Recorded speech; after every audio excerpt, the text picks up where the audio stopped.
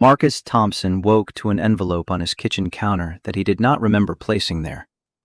The return address belonged to a law firm in Manhattan, the kind with 3 names that sounded like old money and closed doors. He tore it open while the coffee maker sputtered behind him, Maya still asleep in the bedroom down the hall. The letterhead was thick, expensive. Congratulations on your marriage to Victoria Hayes, effective August 12th. Legal documentation enclosed for your records. His hands went numb. Marriage.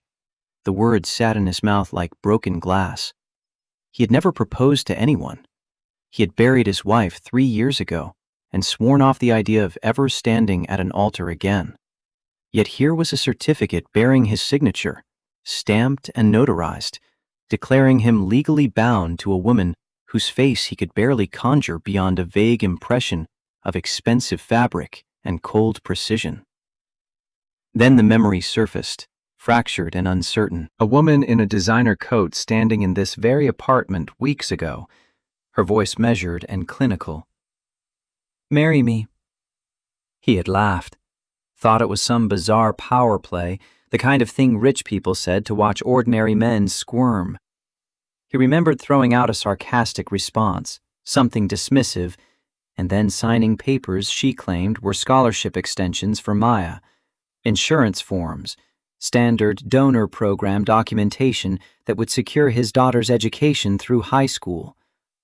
He stared at the certificate now, his signature mocking him in black ink. The date matched, August 12th, the night he had scrawled his name across a stack of documents without reading past the first page because he had worked a double shift and his eyes were too tired to parse legal jargon written by people who charged more per hour than he earned in a week. Victoria Hayes, CEO. The woman who had appeared at Westbrook Academy like some visiting dignitary inspecting her kingdom. The one who had watched him from across the schoolyard with an intensity that made his skin crawl. Not because it was predatory, but because it was calculating. She had measured him the way engineers measured load-bearing walls, assessing whether he could hold weight. He should have known better. People like her did not offer help without strings. They dangled opportunities and called it generosity, while tightening the noose. The coffee maker beeped. He ignored it. His phone buzzed on the counter, a text from his supervisor asking if he could cover the morning shift because someone called in sick. Marcus did not reply. He stood there holding the paper, trying to piece together how his life had become someone else's paperwork. 6 months earlier, Victoria Hayes had stood in the center of a mahogany conference room overlooking Manhattan, listening to men in tailored suits discuss her future as though she were not in the room. The view stretched from the Hudson to the East River, a panorama of steel and glass that she had earned through 15-hour days and a refusal to let anyone see her bleed. Her father had built this empire from shipping routes and real estate, and when he died 2 years ago, she had clawed her way to the CEO seat because the alternative was watching everything he built crumble under men who thought legacy meant maintaining the status quo. Richard Morgan sat at the far end of the table, 70 years old, and convinced that age granted him wisdom. He cleared his throat, the sound echoing in the silence she refused to fill. The shareholders want stability. They want to see a leader with roots, a family, something that tells them you are not going to burn out or disappear. Victoria kept her hands folded on the table, her expression flat. My performance speaks for itself. Your performance is exceptional. Richard's tone suggested the word carried no weight. But perception matters. You are 32, unmarried, and the tabloids call you the Ice Queen. The shareholder meeting is in 6 months.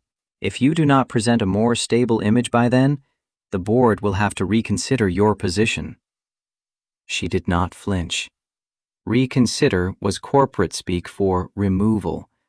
They wanted her married, domesticated, softened into something that fit their image of a woman who could be trusted with power. Never mind that she had tripled revenue in 18 months, or that her acquisitions had positioned the company to dominate markets her father never touched. None of that mattered if she did not look the part of a respectable leader, and respectable meant a ring on her finger and a man standing beside her at charity galas. She left the meeting without responding, her heels clicking against marble floors as she descended to the lobby where her driver waited. The city blurred past the tinted windows, a river of motion that felt distant and irrelevant. She had sacrificed everything to keep this company. Relationships, friendships, the pretense of a life outside these glass towers. And now, they wanted her to manufacture a marriage as though love were a line item on a balance sheet. The irony was not lost on her. Her father had taught her that contracts were more reliable than emotion, that people stayed only when bound by obligation. She had believed him for 24 years, ever since her mother walked out the door and never returned. 8 years old, standing in the foyer of their brownstone, watching her mother's silhouette disappear into a waiting car. Her father had knelt beside her, his hands gripping her shoulders hard enough to bruise. Emotions are a luxury, Victoria. Contracts are what keep people from leaving. She had built her entire life on that principle. Trust no one. Control everything.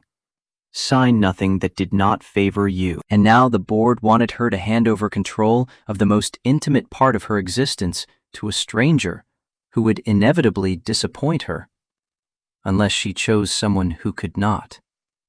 The thought arrived cold and fully formed, the way her best strategies always did. She needed a husband who would ask for nothing, someone whose life was so far removed from hers that he would never try to take what she had built. Someone who hated people like her enough to keep his distance, but needed her resources enough to stay. The car pulled up to Westbrook Academy, an elite private school on the Upper East Side where her father's name was engraved on a library wall. She had not wanted to attend the dedication ceremony, but appearances mattered, and the optics of skipping an event honoring her father would give the board more ammunition. She stepped out into autumn air that smelled like dying leaves and old money, the kind of neighborhood where doormen wore gloves and nannies spoke 3 languages. The ceremony was tedious. Wealthy parents mingled with champagne flutes, their children dressed in uniforms that cost more than most people's monthly rent. Victoria stood apart, observing the way power moved through crowds, the subtle hierarchies of who spoke to whom and who was left standing alone. She learned to read these dynamics young, to identify allies and threats by the tilt of a head or the length of a handshake. That was when she saw him. A man in a maintenance uniform knelt beside a broken bench near the playground, his hands moving with a kind of practiced efficiency that came from years of fixing things. His skin was dark, his posture upright despite the menial task. He worked with a quiet dignity that stood in stark contrast to the polished marble and designer handbags surrounding him. A woman in pearls approached, her voice carrying across the courtyard with the grating confidence of someone who had never been told no. "Excuse me, the garbage bins near the parking lot are overflowing. Can you handle that?" The man looked up, his expression calm but unimpressed. "I am the maintenance supervisor, not the sanitation department, but I will let someone know." The woman's mouth tightened. "Is that attitude really appropriate for someone in your position?" He smiled, but there was no warmth in it. "My position is fixing things that are broken. Your attitude is not something I can repair." He returned to his work before she could respond, leaving her sputtering in disbelief. Victoria watched him walk away, something unfamiliar stirring in her chest. Not attraction, not yet, but recognition. She saw herself in that controlled facade, the way he locked down emotion to survive a world that wanted him smaller. The difference was that he had someone to be warm for. A little girl came running toward him minutes later, braids decorated with bright beads, her smile wide enough to crack the coldest heart. Daddy! She launched herself into his arms, and the transformation was immediate. The wall came down. He caught her, lifted her up, and laughed, the sound genuine and unguarded. "How was school, Alice?" The girl beamed. I drew a picture of a dragon. Miss Patterson said it was very creative. "That is because you are the most creative artist I know." Victoria stood frozen, watching this man shift from stone to sunlight in the span of seconds. She recognized that contrast because she lived it every day. Cold to the world, warm only in private. But she had no one to be warm for. No one who ran toward her with uncomplicated joy. No one who made the mask worth removing. She learned his name through discreet inquiries. Marcus Thompson, 35 years old, widower. His wife had died 3 years ago from an illness her wealthy family blamed him for, claiming he could not afford proper treatment. He had walked away from their money and their judgment, choosing to raise his daughter on a maintenance supervisor's salary rather than accept help from people who looked at him like a problem to be solved. That made him perfect. Over the next 2 weeks, Victoria found reasons to visit the school: a parent-teacher fundraiser, a meeting with the principal about future donations, a coffee shop near Marcus's apartment building where she happened to be when he stopped for his daily order. She was not subtle, and he noticed. "You are following me." His voice was flat, no question mark needed. She met his eyes without flinching. "I have a proposal for you. I am not interested in anything you are selling. You have not heard what I am offering." Marcus crossed his arms, his posture closing off. "Let me guess. You saw the poor black single dad and thought you could throw money at him to make yourself feel better about something." "No." Her voice stayed level. "I saw a man who does not want anything from me. That is exactly what I need." For the first time, he looked intrigued rather than hostile. That curiosity was enough. 1 week later, she sat in his apartment while Maya slept down the hall. The space was small but clean, filled with children's drawings taped to the refrigerator and a couch that had seen better days. Victoria looked out of place in her tailored coat and heels, but she did not acknowledge the discrepancy. "I need a husband. Not a real one, a legal one. Someone who will stand beside me at public events, present a stable image to my shareholders, and ask nothing of me emotionally." Marcus stared at her as though she had lost her mind. "And you chose me because you do not want my money. You do not want my power. You would not try to control me or use me. You are safe." "Safe?" His laugh was bitter. "You rich people are unbelievable. You think you can just buy anything?" "I am not buying you. I am proposing a contract. Mutual benefit. Your daughter gets the best education, the best health care, financial security for life. You get to provide for her in ways you never could alone. And I get to keep my company." "This is insane." "Perhaps. But I am offering you a choice." Marcus shook his head slowly, exhaustion carving lines around his eyes. "Sure, Your Highness. Where do I sign?" He meant it as mockery, a sarcastic dismissal of her ridiculous proposition. But Victoria reached into her bag and pulled out a folder, her movements precise. "These are scholarship extension documents for Maya, and some insurance paperwork that comes with the school's donor program. Standard forms. If you sign, she will be covered through high school." Marcus glanced at the papers, pages dense with legal text that blurred together after a 12-hour shift. He was tired. He had no patience for fine print written by lawyers who lived in a different world. And part of him, a small, petty part, wanted to call her bluff, wanted to see the look on her face when he actually signed her absurd documents. So he grabbed the pen and scrawled his signature on every page she indicated. his handwriting sharp and decisive. There. He tossed the pen down. Happy now? Victoria gathered the papers carefully, her face revealing nothing. Thank you, Mr. Thompson. You will not regret this. She left without another word, her footsteps fading into the hallway. Marcus watched her go, shaking his head at the absurdity of the evening. Rich people and their games. At least Maya's education was secured. That was something real, something he could hold on to. He did not know that buried within those pages, between scholarship forms and insurance documents, was a marriage certificate. He did not know that Victoria Hayes had made him her legal husband without his informed consent. And he did not know that she sat in the back of her car as it drove through the city, gripping those papers with trembling hands, whispering justifications to herself. He will understand later. I will give him everything he needs. This is just a contract. Just a contract. But deep in a place she refused to acknowledge, Victoria Hayes was terrified. Because for the first time in her life, she had wanted something so badly that she had stolen it. And stolen things, she knew, never truly belonged to you.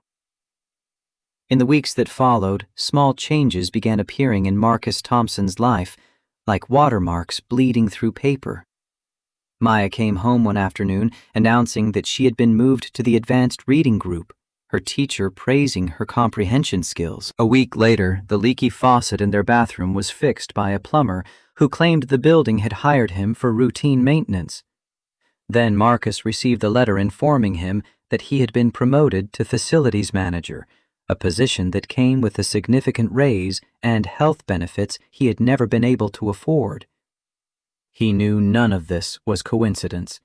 Victoria Hayes had inserted herself into his life with surgical precision, adjusting circumstances so subtly that he could not pinpoint exactly where she had entered.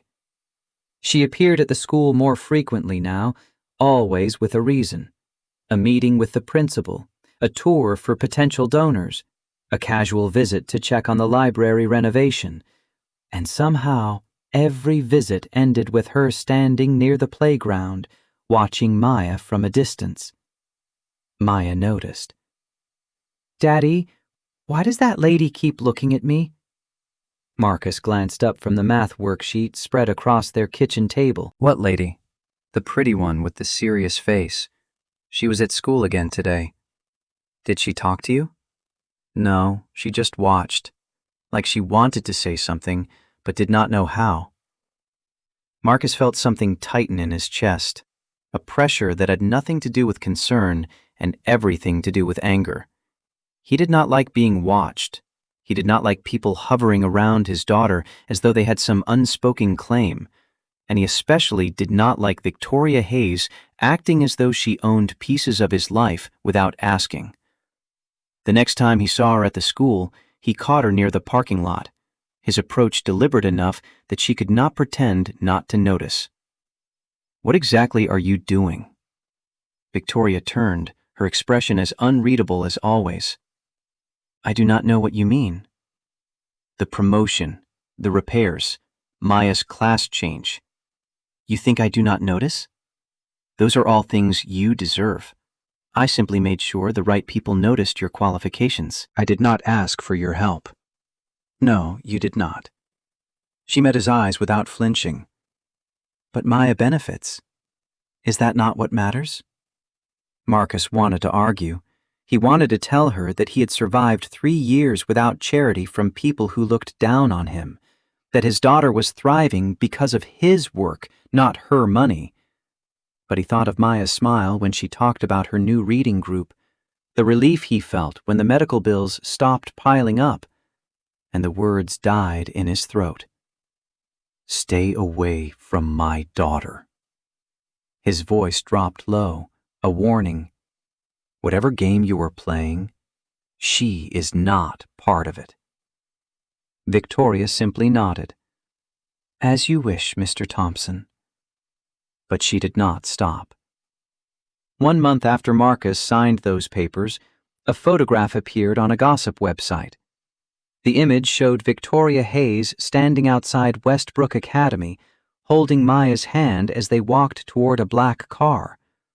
The child's face was partially visible, her colorful beads catching sunlight. The headline read, "Ice Queen's Secret Family.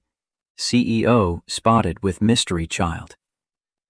By the next morning, the story had spread across entertainment and business news sites, speculation running wild about Victoria Hayes's private life. Theories ranged from secret adoption to hidden relationship, each version more invasive than the last. Marcus heard the whispers at work, saw the looks from other parents when he dropped Maya off at school. A coworker made a comment about how he must have connections in high places now. A mother from Maya's class asked, with thinly veiled contempt, whether he was the reason Victoria Hayes had suddenly taken such an interest in the school. The implication was clear. He was either a charity case or a kept man, someone whose proximity to wealth marked him as lesser rather than equal. That evening, Marcus found Victoria waiting outside his apartment building, her posture stiff despite the casual setting. He did not bother with pleasantries. "What did you do?" Victoria's face was pale, the first crack he had seen in her composed exterior. "It was not intentional. There was an emergency at the school. You were working overtime. The office called me because I was listed as an emergency contact on Maya's file." "You put yourself as her emergency contact?" The realization hit him like cold water. For situations exactly like this. "I was trying to help." "Help?" Marcus laughed, the sound bitter enough to sting. "Do you have any idea what people are saying about me now? They think I am your charity project, your pet, some kind of diversity accessory you picked up to improve your image." Victoria's jaw tightened, the only sign that his words had landed. "I did not intend for this to happen." "What did you intend? What do you actually want from us?" For a moment, something flickered in her eyes, something that looked almost like vulnerability. But it disappeared so quickly that Marcus wondered if he had imagined it. "I just wanted to help." Her voice was quiet, almost lost beneath the city noise. "People like you do not just want to help. There is always an agenda." He stepped closer, his voice hardening. "Whatever this is, it ends now. Stay away from me. Stay away from my daughter." He turned and walked inside, leaving Victoria standing alone on the sidewalk as evening traffic roared past. She did not move for a long time, her reflection caught in the glass door. A woman who had everything except the one thing she needed most. For the next 2 weeks, Marcus saw nothing of Victoria Hayes. She did not appear at the school. She did not send letters or arrange mysterious improvements to his life. It was as though she had vanished completely, erased from their existence as cleanly as she had entered it. Marcus told himself this was what he wanted: peace, normalcy, a life without wealthy strangers treating him and his daughter like projects to be managed. But Maya asked about the serious lady. "Is she not coming anymore, Daddy?" "No, baby, she is not." "Oh." Maya looked down at her cereal bowl, her small shoulders tense. "I thought maybe she wanted to be our friend." Marcus did not know how to respond to that. How could he explain that people like Victoria Hayes did not have friends, only transactions? That her interest was never about connection, only control? A few days later, Maya came home from school quieter than usual. She did not talk about her classes or her drawings. She barely touched her dinner, pushing food around her plate with mechanical precision. "What is wrong?" Marcus sat beside her on the couch, his voice gentle. Maya shrugged, her posture small and closed off. "You can tell me anything. You know that, right?" She nodded slowly. Then, in a voice barely above a whisper, "There is an art contest at school. We have to draw our family." Marcus understood immediately. Maya had not drawn her family since her mother died. Every time the subject came up in class, she found ways to avoid it, drawing dragons instead, or houses, or flowers, anything but the empty space where her mother should be. You do not have to enter the contest if you do not want to, but everyone else is doing it. Maya's eyes filled with tears. And they will ask questions. They always ask questions. What kind of questions? Where's your mommy? Why is it just you and your daddy? Is your family broken? Marcus pulled his daughter into his arms, holding her tight against his chest. He wanted to protect her from every cruel word, every thoughtless question, every reminder that their family was incomplete. But he could not. He could not bring her mother back, and he did not know what to say that would make this hurt less. The next afternoon, Marcus received a call from Maya's teacher. She explained that Maya had been sitting alone during art time, refusing to participate in the contest. She suggested that perhaps someone should talk to her, help her work through whatever was holding her back. Marcus left work early and rushed to the school, his heart pounding with a fear he could not name. But when he arrived at Maya's classroom, he stopped in the doorway. Victoria Hayes was already there. She knelt beside Maya's desk, her designer coat brushing against the floor, her face level with the little girl's. She spoke softly, and Maya listened with an intensity Marcus had never seen before, her small hands gripping a purple crayon. Marcus moved closer, staying hidden behind the doorframe where they could not see him. "I heard you do not want to draw your family." Victoria's voice was different here, softer, stripped of the corporate precision. Maya shook her head, her braids swaying. "My mother left when I was 8 years old, a little older than you. She walked out one day and never came back." Maya looked up, her eyes wide. "Really?" "Really. For a long time, I did not know how to draw my family either. I would stare at the paper and feel like something was missing, like there was a hole I could not fill." "What did you do?" Victoria's lips curved into something that was almost a smile. "I learned something important. Family is not just the people who are supposed to be there. Family is the people who make you feel safe, the people who show up. Who is that for you?" Maya thought about it, her crayon hovering over blank paper. "Daddy. Daddy always shows up." "Then draw your daddy, and if you want, you can leave a space next to him. A space for someone who might show up later. Someone who has not arrived yet." "Like who?" "That is for you to decide, when you are ready." Marcus watched his daughter consider this, watched her pick up the crayon and begin to draw with careful, deliberate strokes. He watched Victoria stand slowly, brushing off her coat, her eyes never leaving Maya, and he saw it then, the thing he had refused to see before. Victoria Hayes was not a cold, calculating CEO playing games with his life. She was a lonely woman who had never healed from being abandoned, who saw in Maya the child she had once been. A woman who did not know how to connect with people but was trying anyway, fumbling through human interaction with the same precision she applied to boardrooms, except here it did not work, and she kept trying regardless. She turned and saw him standing there. For a long moment, neither of them spoke. The classroom hummed with quiet activity, children bent over their drawings, oblivious to the silent conversation happening in the doorway. Marcus nodded once, a silent acknowledgement. Victoria nodded back. After that day, everything changed. Marcus stopped pushing Victoria away. He let her come to dinner once, then twice, then every Sunday. He watched her struggle to cook pasta, burning the garlic bread so badly that the smoke alarm shrieked until he opened every window in the apartment. Maya giggled while Victoria apologized profusely, her face flushed with embarrassment that made her look younger, more human.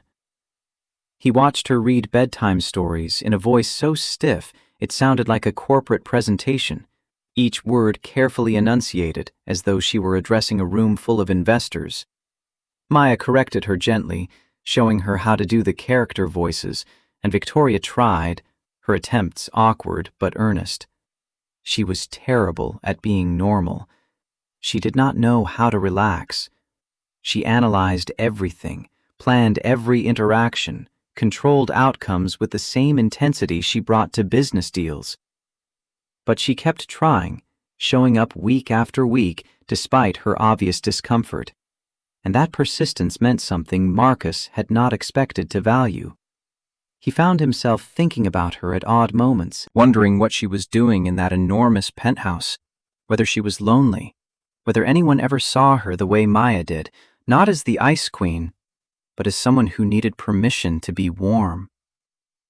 One night after Maya had fallen asleep, Marcus found Victoria standing on the small balcony outside his living room. The city stretched before them, lights scattered across darkness like fallen stars.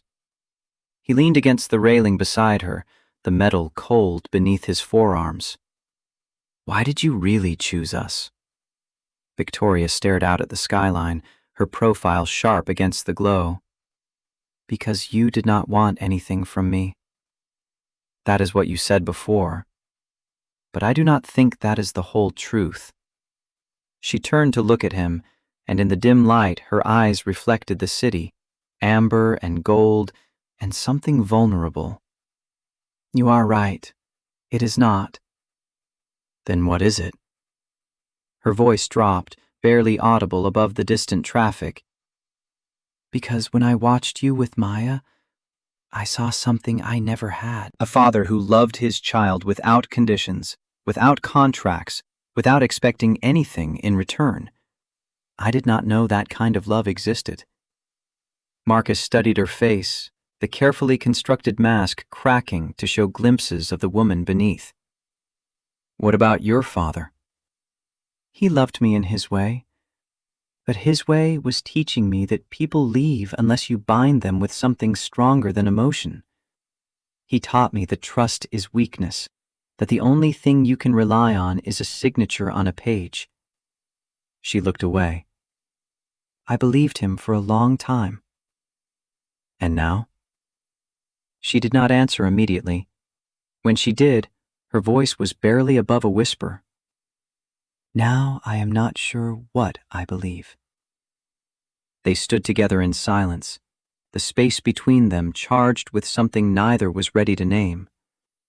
Marcus felt the pull toward her, felt himself leaning closer, drawn by the vulnerability she worked so hard to hide. But Victoria stepped back, and the mask slipped into place so quickly he almost missed the transition. "I should go." Her words came fast, defensive. "It is late." She was out the door before Marcus could respond, leaving him alone on the balcony with the echo of her confession. He did not know that she had fled because she was terrified, because she was falling in love with a man whose trust she had already betrayed, and she had no idea how to stop the collapse. 3 weeks later, Marcus received an envelope with no return address. Inside was a single document, a marriage certificate bearing his signature and Victoria Hayes's name. Along with it, a typed note on plain paper. "Did you know you are legally married to one of the richest women in America? Perhaps you should ask your wife how that happened.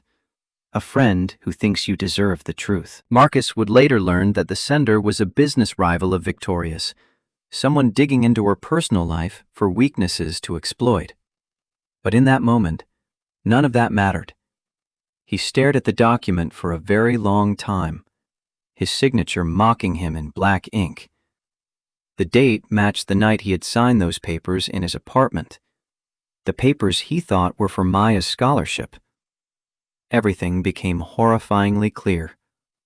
The promotion, the repairs, the emergency contact, the way Victoria had appeared in their lives so seamlessly, so thoroughly, as though she had every right to be there. because legally, she did. She was his wife. He had been tricked, used, controlled. Just like his late wife's family had tried to control him, offering money with strings attached, looking at him like a problem to be managed rather than a person to be respected. Just like every wealthy person who had ever crossed his path and decided his worth based on his bank account. He drove to Victoria's penthouse that night, the address easy to find through a quick search. The doorman let him up without question, which only fueled his rage. Of course he was allowed in. He was her husband. Victoria opened the door in silk pajamas, her face going pale when she saw his expression. "Marcus, I can explain." "Explain what?" He held up the marriage certificate, his hand shaking. "Explain how you forged my consent? Explain how you turned me into your legal property without my knowledge." "I did not forge anything. You signed the papers." "I signed scholarship documents, insurance forms. Not this." Victoria flinched as though he had struck her. "The documents were there, mixed in. I know it was wrong, but I was going to tell you." When what? After you had used me long enough to satisfy your board of directors? After you had paraded your stable family image in front of your shareholders? "It was not like that." Then what was it like? Marcus stepped closer, his voice shaking with fury. "Tell me, Victoria, because from where I stand, you did exactly what your father taught you. You put a contract on someone so they could not leave." The words hit her like a physical blow, her composure shattering. "I was going to tell you." The words came out broken. "I was waiting for the right time." There is no right time to tell someone you stole their freedom. Marcus threw the document onto her pristine marble floor, the paper landing with a whisper that felt louder than shouting. "You know what the worst part is? I actually started to believe you were different.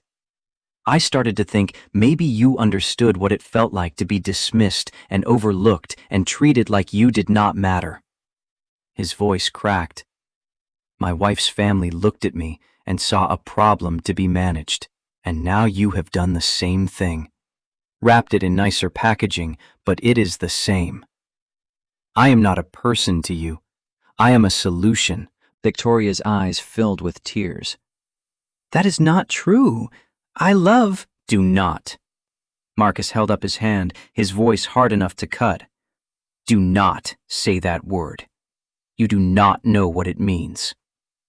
He turned and walked toward the door, his footsteps echoing in the cavernous space. "Marcus, please." Victoria's voice broke, raw and desperate. "I will fix this. I will tear up the contract. I will give you everything." "I do not want anything from you." He stopped at the door, his back to her. "Except to never see you again." The door closed behind him with a sound of finality that seemed to echo through the entire building. Victoria stood alone in her penthouse, surrounded by more luxury than most people would see in a lifetime, more wealth than she could spend in 10, and for the first time since her mother walked out 24 years ago, she wept. The next morning, Marcus packed 2 suitcases with everything that mattered. Clothes for himself and Maya, the stuffed elephant she had slept with since she was 2, the framed photograph of Jennifer holding their newborn daughter in the hospital. He moved through the apartment with mechanical efficiency, his mind already 200 miles away, in a rental house he had found online at 3 in the morning while rage kept him awake. Maya appeared in the doorway of her bedroom, rubbing sleep from her eyes. "Where are we going?" "An adventure." His voice came out steadier than he felt. "Somewhere new, somewhere far from the city." She watched him fold her favorite sweater, the purple one with stars that Victoria had complimented during one of those Sunday dinners that now felt like traps disguised as warmth. "But what about Miss Victoria?" Marcus knelt down to meet his daughter's eyes, his hands resting on her small shoulders. Miss Victoria is not going to be part of our lives anymore, sweetheart. Why not? Because sometimes grown-ups make mistakes, and sometimes those mistakes mean people have to go away. He could not tell a 6-year-old that the woman she had started to trust was a liar who had manipulated them both. Could not explain that wealth and power created people who saw the world as something to be controlled rather than shared. Maya would learn those lessons eventually, the hard way everyone did, but not today. Maya reached into her pocket and pulled out the drawing she had made weeks ago, the one with the empty space beside Marcus that she had filled in with careful crayon strokes. A woman with dark hair and a serious face who looked remarkably like Victoria Hayes. She stared at it for a long moment, then folded it carefully and tucked it back into her pocket without another word. They loaded the car as the sun rose over the city, orange light catching on glass towers that seemed to watch them leave. Marcus did not look back. In her penthouse, Victoria stood by the window and watched the sunrise paint Manhattan in shades of gold and crimson. She had not slept, had not changed out of the silk pajamas she wore when Marcus walked out. She stood in the same spot where he had left her, surrounded by marble and leather and art that cost more than most people earned in a year, and none of it meant anything. Her phone buzzed with messages from the office. The board wanted a meeting. The press was asking questions about the photograph. Shareholders were nervous about the Ice Queen narrative gaining traction again. She ignored all of it. Grace arrived at noon, using the key Victoria had given her years ago for emergencies. She found her boss still standing by the window, still wearing pajamas, her eyes hollow and distant. "You look terrible." Victoria did not turn around. "I feel worse than I look." Grace set a cup of coffee on the side table, the steam rising in lazy spirals. "What are you going to do?" "I do not know." Victoria's voice was barely audible. "I have spent my entire life believing that if I controlled everything, nothing could hurt me. But I was wrong. I controlled everything, and I still lost." "Then stop controlling." Victoria finally looked at her assistant, her friend, the only person who had seen her cry when her father died.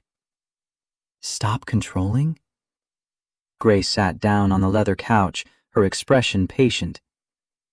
"You cannot sign a contract for love. You have to risk rejection. That is the only way. And if he rejects me, then at least you will know you tried.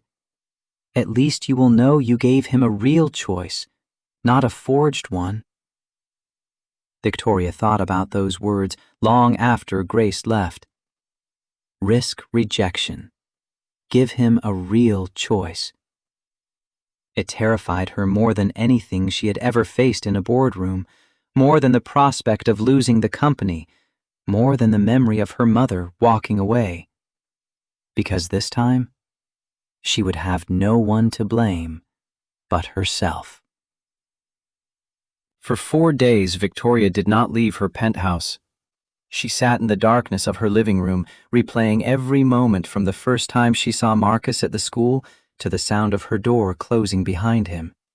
She had convinced herself it was strategy, protection, a way to secure something precious without risking the vulnerability of asking.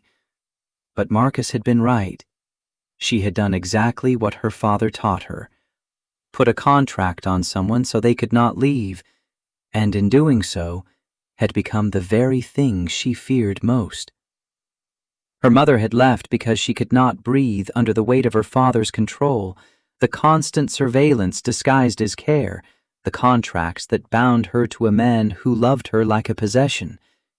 And now Marcus had left for the same reason, because Victoria had repeated the pattern without even recognizing it. On the 4th day, Grace returned and found her still sitting in the same chair, still wearing the same clothes. She did not lecture or cajole. She simply sat down across from Victoria and waited. "I am afraid," Victoria's voice cracked on the words. "I am afraid that if I let him choose freely, he will choose to leave. Just like my mother chose to leave. Just like everyone eventually does when they realize I am not worth the effort." Grace leaned forward, her elbows resting on her knees. "What if you are wrong? What if the reason people leave is because you never let them stay on their own terms?" The words settled over Victoria like a weight she had been carrying without realizing it. She thought about Marcus's face when he held Maya, the way his entire being softened when his daughter ran toward him. She thought about his anger when he discovered the marriage certificate, not because he hated her, but because she had stolen his choice. And she thought about the moment on the balcony when he had leaned toward her, when she had seen something in his eyes that looked like possibility before she ran. That afternoon, Victoria called a press conference. The announcement went out with no explanation, no preview of the topic, just a time and location that sent every media outlet in the city scrambling for theories. Speculation ran wild. Resignation? Scandal? A major acquisition? No one guessed the truth.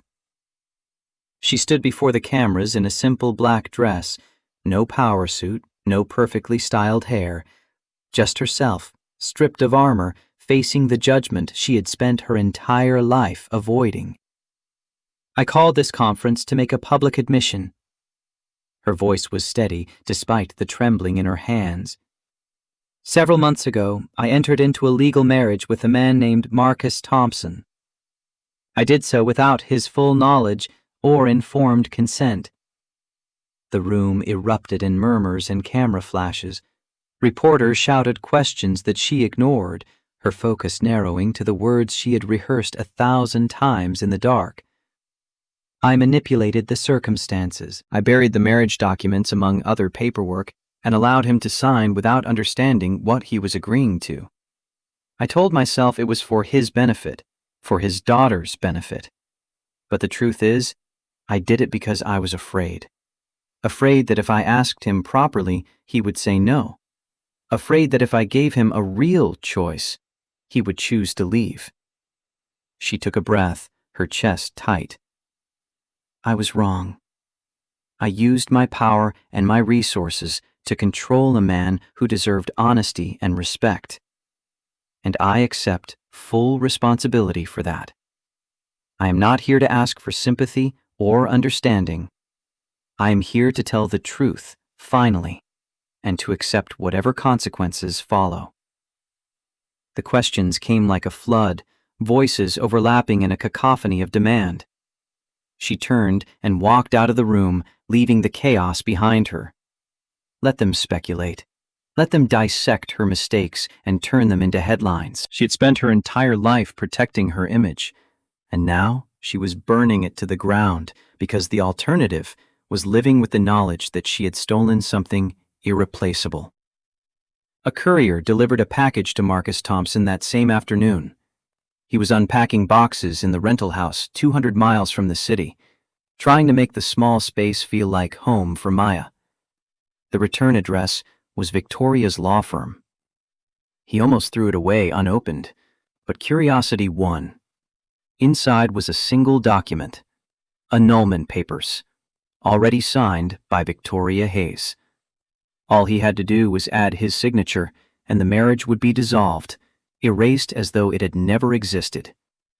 Along with the papers was a handwritten letter, her script precise and controlled, even as the words bled vulnerability.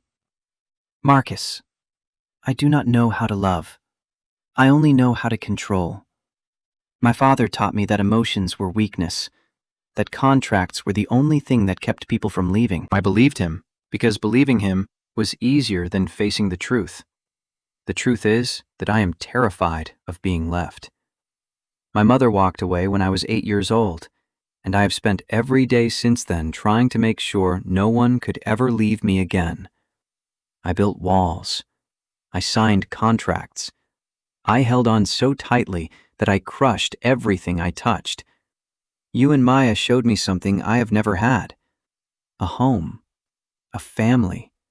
A place where I belonged, not because of a signature on a page, but because someone chose to let me in. I do not ask for your forgiveness.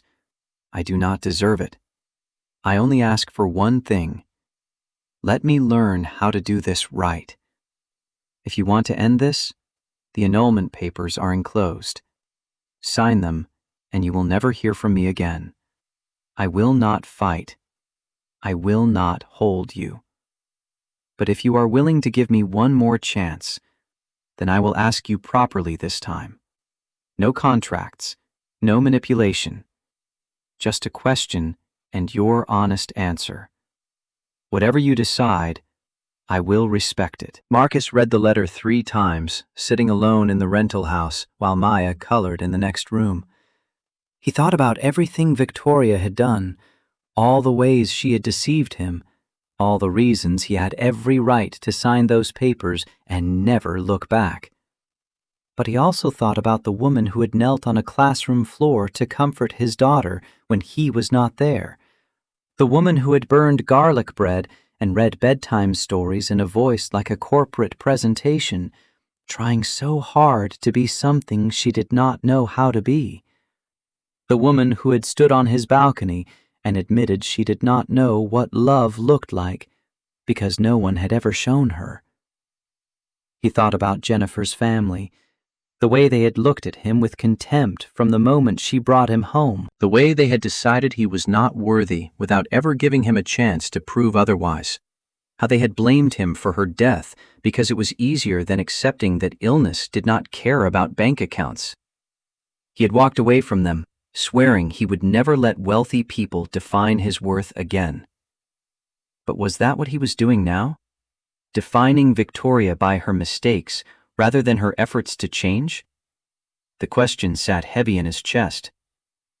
Maya found him the next morning sitting at the kitchen table, Victoria's letter in his hands. "Daddy, are you sad?" Marcus looked at his daughter, at the crayon marks on her fingers and the hope in her eyes. "A little bit, but I am okay." Maya pulled her hand from behind her back, revealing the folded drawing she had been carrying since they left the city. She unfolded it carefully, smoothing the creases. "I finished it. I do not want the empty space anymore." Marcus's throat tightened. "Who did you draw?" "Miss Victoria." Maya looked up at him with those clear, innocent eyes that saw the world without the filters adults built. "She told me family is the people who make you feel safe." "She made me feel safe, Daddy. Does she not make you feel safe too?" Marcus pulled his daughter into his arms and held her for a long time, his face buried in her braids as something broke loose in his chest. Maya smelled like crayons and strawberry shampoo and trust, and he realized with sudden clarity that his daughter understood something he had been too angry to see. Safety was not about perfection. It was about showing up even when you were terrified of getting it wrong. That evening, he drove back to the city. He did not call ahead or send warning. He went straight to Victoria's penthouse and knocked on the door, his heart pounding against his ribs. When she opened it, she looked nothing like the woman he had first met.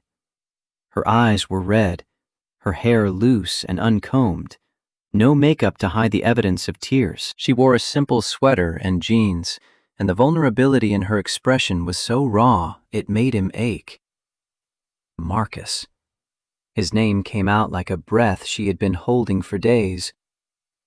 "I do not forgive what you did." The words were harsh, but his voice was softer than they deserved. She nodded, her eyes dropping to the floor. "I understand, but I am giving you a chance to fix it."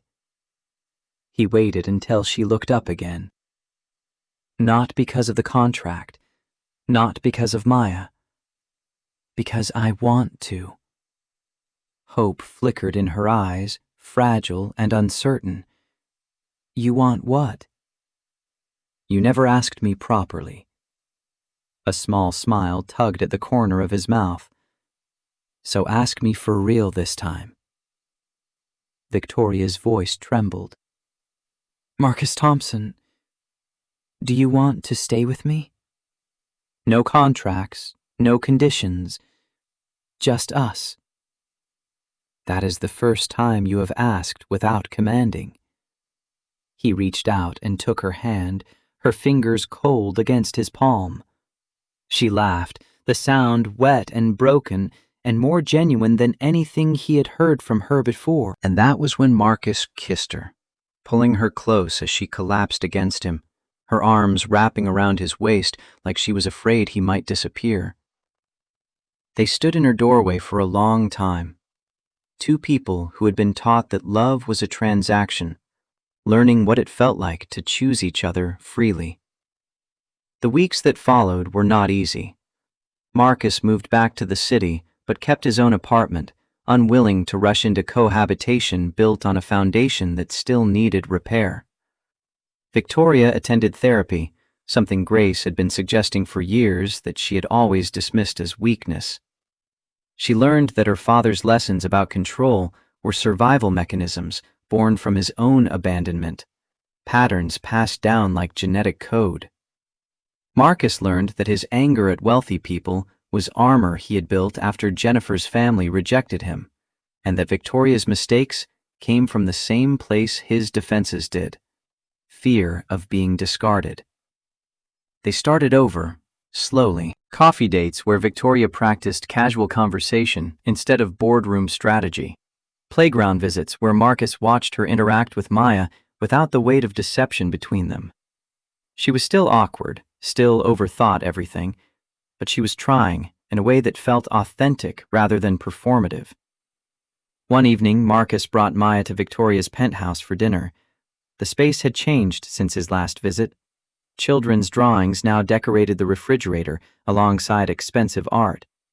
A basket of toys sat in the corner of the living room, small concessions to the possibility of family. Victoria had attempted to cook again, this time with more success. The pasta was only slightly overdone, the sauce rich with garlic and herbs. Maya chattered about her day at school while they ate, and Victoria listened with the focused attention she usually reserved for quarterly reports. After Maya went to bed in the guest room Victoria had quietly converted into a child space, Marcus found Victoria on the balcony overlooking the city. She stood at the railing, her posture less rigid than it used to be, as though she was learning to exist without constant guard. Thank you. Her voice was quiet. For giving me this chance. Marcus joined her at the railing, their shoulders almost touching. I am not doing it for you. I am doing it for Maya. She deserves to see what it looks like when adults choose to grow instead of giving up. Victoria turned to face him, and in the dim light, her eyes were bright. And what about you? What do you deserve? He considered the question. I deserve someone who sees me as an equal. Someone who does not try to fix me or save me or manage me. Someone who is willing to be as vulnerable as they expect me to be. Am I that person? Marcus met her gaze. You are learning to be. That is enough for now. She kissed him then, slow and tentative, as though asking permission with every movement. He responded by pulling her closer, his hands settling at her waist, grounding them both in something real. 3 months after Marcus returned, Victoria faced another board meeting. This time, she brought him with her, not as a prop, but as a partner.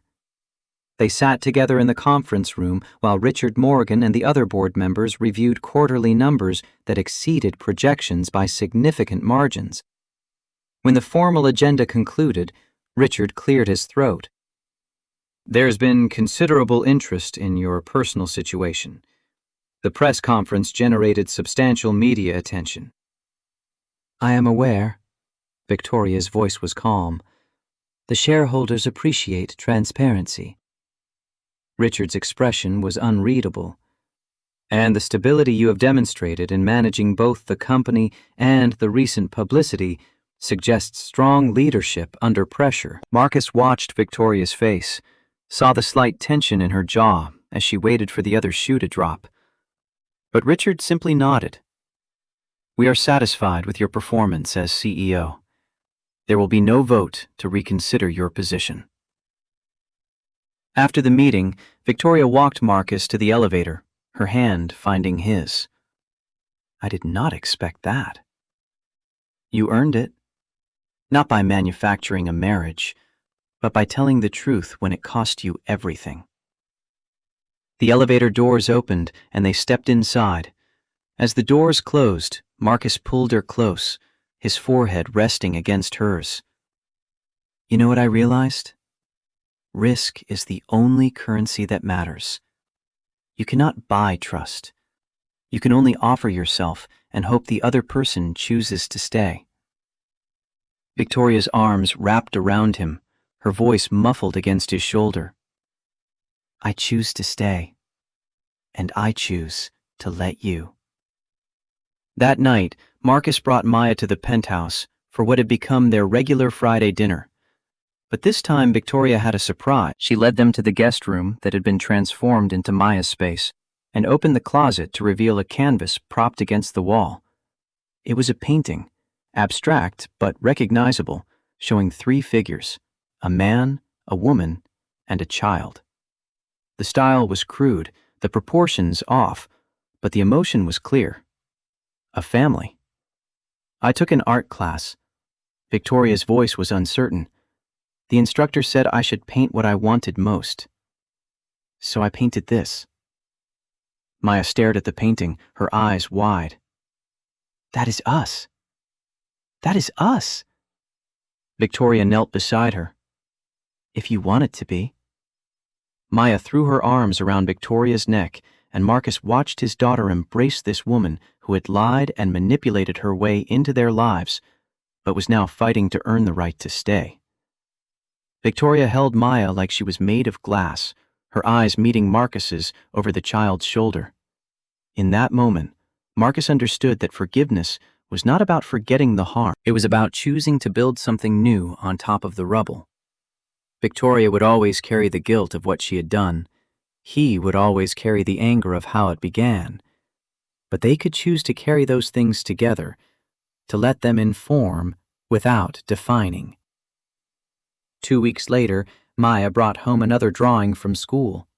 The art contest had finally happened, and she had submitted the picture she drew with Victoria's guidance: a man standing beside an empty space. But now she had added 2 more figures, a woman with dark hair and a small girl with bright beads in her braids. She won second place. When Marcus asked her why she did not fill in the empty space before submitting, Maya shrugged with the wisdom of children who understood complexity without needing to explain it. "Because the empty space is important too.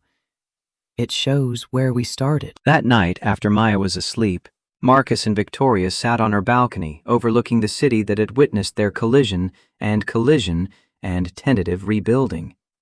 The lights stretched endlessly, each one representing someone else's story, someone else's mistakes and second chances. "Do you think we can make this work?" Victoria's voice was small, uncertain in a way that would have been unthinkable months ago. Marcus threaded his fingers through hers. "I think we are making it work. Not perfectly, but honestly. And honest is worth more than perfect." She rested her head on his shoulder, and they sat in silence as the city moved below them, relentless and indifferent. But up here, in this small pocket of space carved from steel and glass and hard-won trust, they had built something that belonged only to them. A choice, renewed every day. A family, earned rather than manufactured. A love that started with a lie, but was learning, slowly, to tell the truth. 6 months after Marcus returned, Victoria stood in a small garden in Brooklyn, surrounded by people who had chosen to witness rather than obligate. The venue was modest, a community space with climbing roses and weathered brick, nothing like the cathedral her father would have demanded. Grace stood beside her as maid of honor, the only person from her old life who had earned the right to be here. Marcus's former co-worker from the maintenance department served as best man, a quiet gesture that spoke volumes about the life Marcus had built before Victoria entered it. Maya stood between them, holding a bouquet of wildflowers she had picked herself that morning, insisting on yellow because it meant happiness. She wore a white dress with purple ribbons that Victoria had let her choose from 3 options, learning that control sometimes meant offering choices instead of making them. The officiant, a retired judge Grace had recommended, smiled at the small gathering. We are here today because 2 people have chosen to make promises. Not contracts, promises. Victoria's hands trembled as she reached for Marcus. His fingers closed around hers, steady and warm, and she anchored herself to that certainty. Do you take this woman to be your wife? Marcus looked at her, really looked, and she saw everything in his eyes, the anger he had carried, the forgiveness he had fought for, the hope that still felt fragile. I do. His voice was clear. And this time, I read every page. Laughter rippled through the small crowd. Victoria felt her composure crack, a smile breaking through that had nothing to do with control and everything to do with joy she had not known how to access until now. The officiant turned to her. And do you take this man to be your husband? Before she could answer, Maya interrupted, her voice cutting through with the confidence of a child who knew she belonged. This time, there are no pages. She held up a drawing, new and carefully rendered, showing 3 figures standing together beneath a yellow sun. It is Daddy and Mommy Victoria and me. Victoria froze. Mommy Victoria. The words echoed in her chest, carved space in places she did not know were hollow. She looked at Marcus, panic rising because this was not part of the plan. They had not discussed titles or expectations or what Maya should call her. She decided that on her own. Marcus's voice was soft. I did not sign anything. Victoria knelt down in her wedding dress, the fabric pooling around her, and wrapped her arms around Maya. The child pressed against her, solid and real, and choosing her without coercion. Victoria buried her face in Maya's braids, breathing in the scent of strawberry shampoo and crayons, and felt something fundamental shift. This was family, not bound by law or obligation, but by the daily choice to show up and be present and love, even when it was terrifying. She stood, keeping one hand on Maya's shoulder, and faced the officiant with tears streaming down her face. I do. Marcus slipped a simple gold band onto her finger. No diamonds, nothing ostentatious. She had chosen it herself from a small jeweler in Queens, rejecting the elaborate options that felt like armor. The weight was unfamiliar, but grounding. They kissed, and the small crowd applauded, and for the first time in her life, Victoria Hayes felt like she belonged somewhere other than a boardroom. The reception was held in the same garden, long tables covered in white cloth and mason jars filled with more wildflowers. Victoria had wanted to hire a caterer, but Marcus had insisted they cook together, a compromise that resulted in slightly burned chicken and a pasta salad that was surprisingly good. Maya ran between tables with other children from her school, her laughter cutting through adult conversation like light through fog. Grace approached Victoria as she watched Marcus talk with his former co-workers. His posture relaxed in a way it never was around her business associates. You look happy. I am terrified. Victoria's admission came easier now, months of therapy teaching her that vulnerability was not the same as weakness. What if I ruin this? What if I fall back into old patterns and hurt them again? Grace handed her a glass of champagne. Then you apologize and do better. That is what marriage is, showing up even when you fail. Victoria sipped the champagne, the bubbles sharp on her tongue. My father would have hated this wedding. Good. Grace's smile was fierce. Your father taught you how to build empires, but not how to build a home. You are learning the latter now. Let him hate it from wherever he is. That night, after the guests had left and Maya had fallen asleep in the car on the way back to Marcus's apartment, Victoria stood in the bathroom, brushing her teeth beside her husband. The mundane intimacy of it still felt foreign. Marcus moved around the small space with practiced efficiency, hanging his suit jacket on the back of the door, removing his tie with one hand while reaching for his toothbrush with the other. We should talk about living arrangements. Victoria's words came out muffled around toothpaste. This apartment is too small for 3 people. Marcus rinsed his mouth, meeting her eyes in the mirror. Are you asking me to move into the penthouse? I am asking what you want. He dried his face with a towel, considering. Maya needs stability. She has already changed schools once when we left the city. I do not want to uproot her again. So we stay here? Victoria looked around the cramped bathroom with its chipped tile and leaking faucet. I know what you can afford. Marcus's voice was gentle but firm. But throwing money at a problem is not the same as solving it. What Maya needs is consistency, not square footage. Victoria felt the old urge to control rising, the instinct to fix and manage and optimize. But she swallowed it down, tasting mint and pride. Okay, we stay here. Marcus pulled her close, his lips brushing her temple. Thank you for not fighting me on this.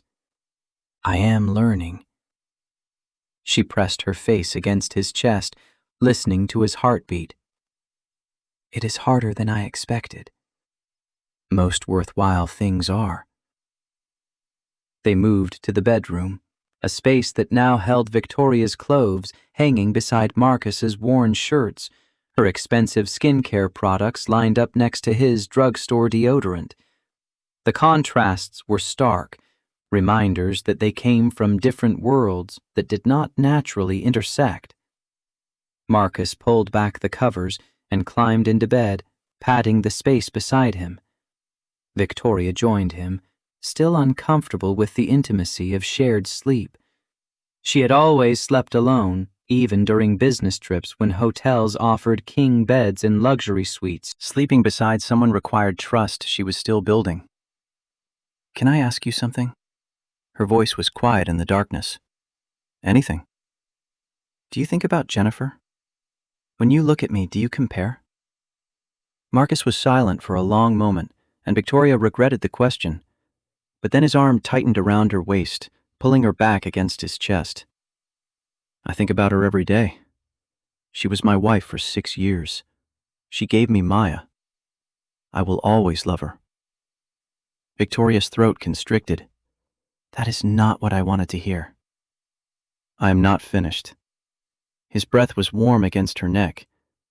Jennifer was my first love. You are my second chance. They are not the same thing, and that is okay. I do not need you to replace her. I need you to be yourself, flaws and fears, and all the ways you are learning to be better. How do you know I am enough? Because you keep trying even when it is uncomfortable. Because you let Maya call you mommy when it terrified you. Because you are here in this too small apartment instead of insisting we live in a space that makes you feel safe. His hand found hers in the darkness, their fingers interlacing. You are enough because you choose to be every single day. Victoria turned in his arms until they were face to face, her hand resting against his jaw. I love you. The words still felt foreign, unpracticed, but she meant them with a ferocity that scared her. I know. Marcus kissed her, slow and deep, a promise renewed. The first real test came 3 months into their marriage. Victoria received a call from the Tokyo office at 2 a.m, an emergency that required immediate attention. A supplier had defaulted on a major contract, threatening production timelines and investor confidence. She needed to fly out within hours to manage the crisis personally. She woke Marcus with a hand on his shoulder, her voice urgent. I have to go to Tokyo. There is a situation. He blinked awake, processing. How long? 5 days, maybe a week. I am sorry. Marcus sat up, scrubbing his hands over his face. Okay, what do you need? Victoria had expected resistance, questions about why she had to go personally instead of delegating. She had prepared arguments about responsibility and leadership and the weight of running a company. But Marcus simply asked what she needed, and the simplicity of it undid her. I need you to take care of Maya. School pickups, homework, bedtime. Can you do that? Of course. His voice was calm, matter-of-fact. She is my daughter. But she is used to me being here now. Victoria's anxiety spiked. What if she thinks I am leaving like my mother left? What if she feels abandoned? Marcus took her hand, grounding her. Then we explain that you are coming back. We show her the calendar and count the days. We video call every night. We make it normal instead of scary. You make it sound simple. It is simple. It is just not easy. Victoria packed quickly, her mind already shifting into crisis management mode.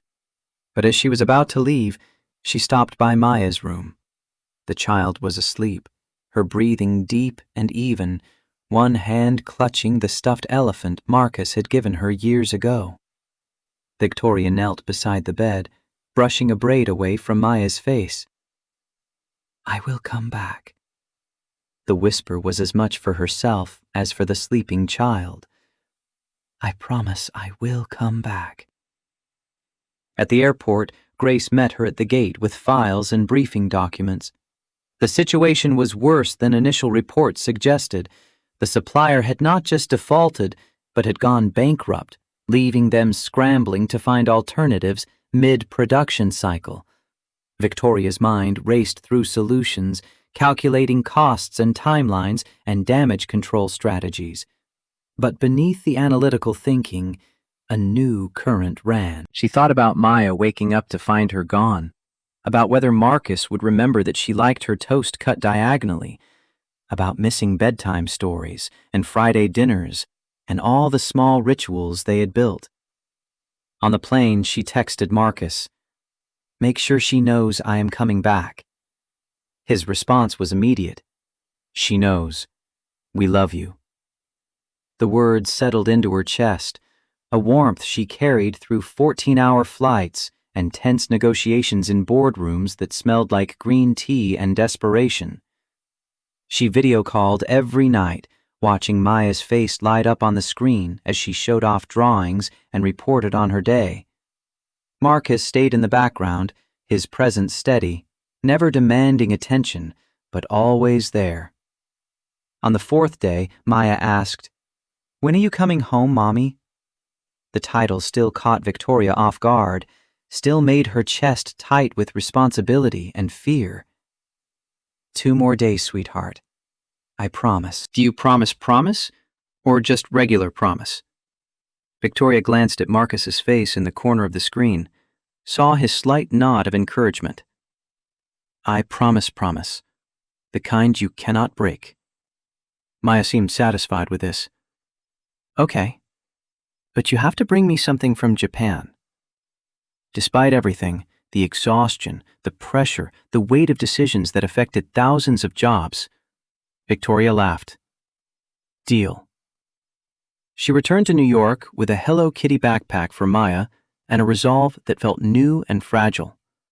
When she walked into the apartment, Maya launched herself into Victoria's arms with such force they both nearly fell. Marcus caught them, his arms wrapping around both, and for a moment they stood in the tiny entryway of the too small apartment, a tangle of limbs and relief and homecoming. "You came back." Maya's voice was muffled against Victoria's shoulder. "I told you I would. But people say things they do not mean sometimes." Victoria knelt down, meeting Maya's eye. I know, my mother did that to me. She said she would come back, and she did not. But I am not her. When I make a promise, I keep it. Maya studied her face with the seriousness of a child who had learned too young that adults could disappoint. "Okay, I believe you." Over the following months, they developed a rhythm. Victoria learned to delegate more at work, trusting her executive team with decisions she would have micromanaged before. Marcus started taking night classes toward a degree in facilities management, something he had always wanted but never prioritized. Maya thrived, her art improving with practice, her confidence growing in the stability they provided. But stability did not mean absence of conflict. One evening, Victoria came home to find Marcus and Maya sitting at the kitchen table in tense silence. Maya's eyes were red from crying, her homework crumpled in front of her. Marcus's jaw was tight, his patience clearly worn thin. "What happened?" Victoria's question was directed at Marcus, but Maya answered, "I do not want to do homework. It is stupid." "Homework is not stupid." Marcus's voice was firm. "And you need to complete it before dinner." "I do not have to listen to you."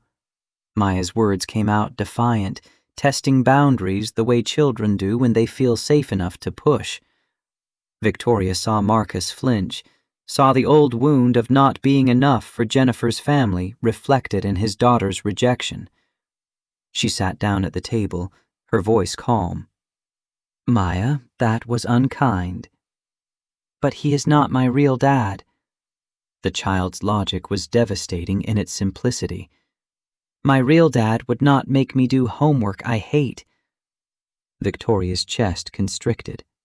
She looked at Marcus, saw him withdrawing into the protective shell he used when wealthy people dismissed him, when Jennifer's family suggested he was inadequate.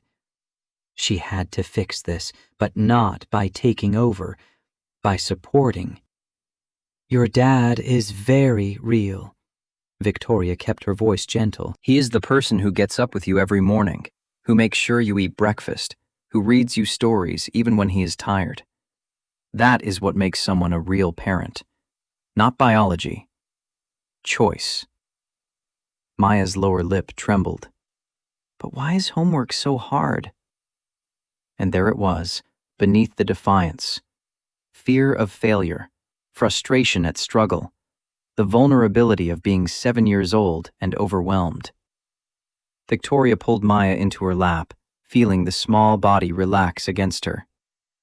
"Because learning is hard, but your dad and I are here to help, not to do it for you, but to help you figure it out." Marcus's expression softened, the walls coming down. "Come here, Maya. Let me show you a trick for long division." They worked through the homework together, Victoria watching as Marcus demonstrated patience she was still learning. When Maya finally completed the assignment, her face bright with accomplishment, she threw her arms around Marcus's neck.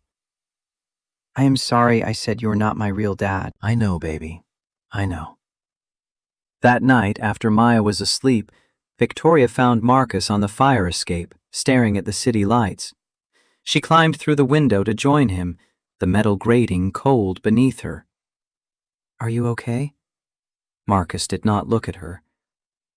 "Sometimes I wonder if I am doing this right. Being a father, being a husband, if I am enough." "You are enough." Victoria leaned against him.